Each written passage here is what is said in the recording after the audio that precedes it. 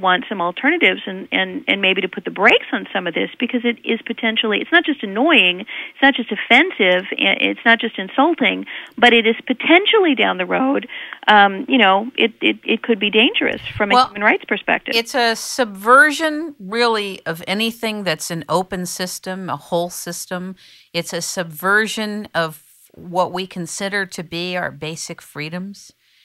It's a subversion because the public doesn't really know what's going on in the background. If the public knew what was going on in the background, I'm not sure most of the public would still play ball. Now, there's a lot of people that would say, I have nothing that's a secret, as if you have to have a secret to protect your privacy. But the reality is, as new knowledge and discovery comes into the world, and our realities start to change, and we start to put pieces of things together and start to listen to our inner voice, then our areas of interest are going to change, our remedies are going to change, our solutions are going to change, our habits will change. And the fact is that we have a very stifling Homeland Security apparatus. We also have echelon, which reminds me what you're referring to that's going on, like the echelon of the internet. Well, it's interesting you should bring that up, because Echelon is really a system of looking for keywords in people's communications, and Carnivore and all those programs. The announcement just last week, actually the story broke by the Washington Post and then later followed up by the New York Times, that Google is working with the NSA to actually get into Google systems and figure out how to protect them from another hack or against another hack like what happened with the Chinese government. That raises some serious issues, because the NSA has a very bad track record for breaking U.S. law in order to invade people's privacy. The NSA, the National Security Administration, is charged, they're essentially, they do two things. They protect security, and they are a surveillance organization. You could call them the National Surveillance Administration. That's what they do. That's their job. Now, they were caught a couple years back for installing a secret room inside AT&T. In a switching center in San Francisco in AT&T's central office with AT&T's permission. And they were listening to, scanning, and observing and capturing data on every single phone call, every single email, and every single web browsing session that occurred through AT&T's system. That was blatantly illegal. They were sued for it. It was a huge scandal. The NSA initially denied it. AT&T denied it. A whistleblower had the evidence and brought it forward. But, this is not this is not a national organization that many people trust, because they have openly violated United States law. And I find it so ironic that you can violate law in order to find lawbreakers. I just think, wait a minute, where's the problem here? If we're a nation so concerned about abiding by law, then why is it that our law enforcement agencies themselves feel so cavalier about breaking the law? Do they have no respect at all for us? And I think the answer is they probably don't. So now you've got the NSA deeply involved with Google, getting access to their root-level servers in order to understand how this Chinese hack took place. But that raises a lot of questions for me. The NSA would love to get its hands, if they're a surveillance organization that was content with one little room on one switching center, wouldn't they be in heaven to get their hands on all of the information that Google has amassed over the years and continues to amass on a daily basis about everybody who uses that service?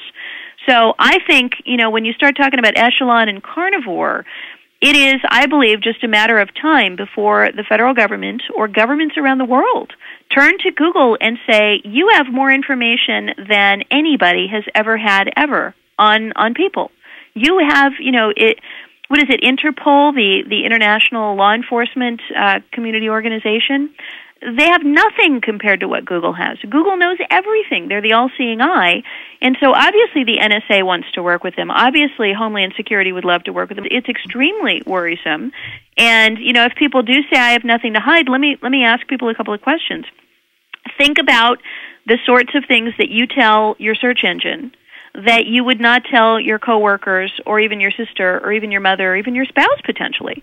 You know, a woman has a miscarriage. What does she do? She logs on to Google looking for solace or medical information or support. That's something she might not share at work or might not tell her sister. You go to the doctor and you're diagnosed with something. You get a prescription. What do? You get home. You log onto your search engine. You look up that drug. You look up that medical condition. You look up the side effects. Now they know that about you. That's probably not something you're going to want wear on your sleeve and tell everybody. You political are parties with your spouse. You know, how about political parties? Yeah, like well, political parties. Absolutely. That's also supposed to be private. Absolutely. Yeah, medical, political, legal.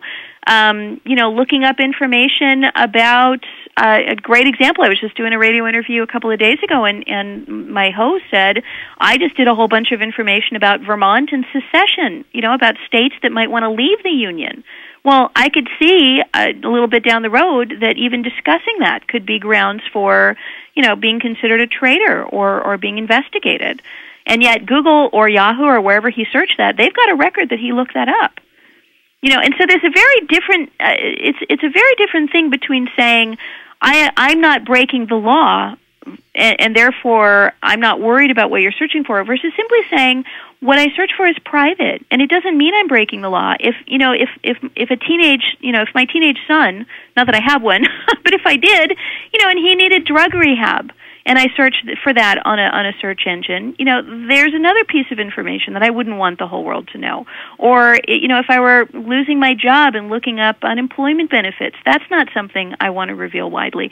So you don't have to be doing something wrong to say I have a legitimate right to keep the contents of my own life between my four walls, and the contents of my own mind private.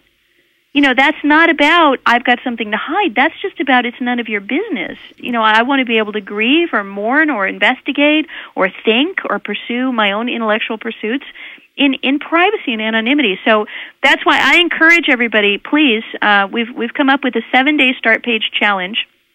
And I found it takes about that long to accustom yourself to not using these big search engines. It does. It definitely does. And I want you to know that even I have to train myself not to always go on Google. In fact, when many people are interviewed, they say, well, Google this or Google that. The other thing is I was going to say to you is that Google has not only created their own browser, their own mail system, now they're also creating their own cloud computing.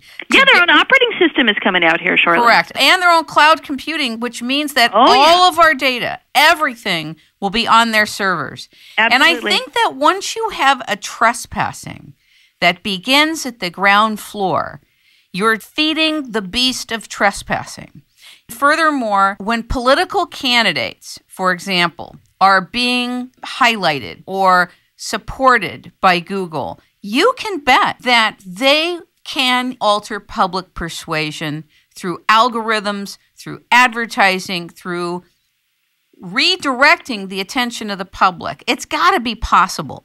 Yeah, or down the road, let me paint an even more frightening scenario, and I think Google's involvement in China was a perfect case in point. If you were in China and you searched on Google for Tiananmen Square, you would not get back anything, any tanks. You wouldn't see that guy standing in front of the tank. You wouldn't hear one word about the massacre. All you would get back would be, directions. You'd see happy families picnicking at Tiananmen Square today. You would not get anything back on the massacre. And the reason for that is that the Chinese government recognizes that the place we go now for information is the Internet. We go on to search engines. And so a condition of doing business in China, the Chinese government says, you will not allow any Chinese citizen access to these stories. They cut off completely. Google censored entirely Human Rights Watch. Which does fabulous work, but they've also exposed some misdeeds of the Communist Chinese government. If you went on to Google or Yahoo or Bing from within China and you looked up Human Rights Watch, you would get nothing back. The New York Times was censored off of there. The BBC was censored off of there. Radio Free Asia censored right off the Internet. And what's fascinating about this is, let's say that you wanted to blacklist Katherine Albrecht, me.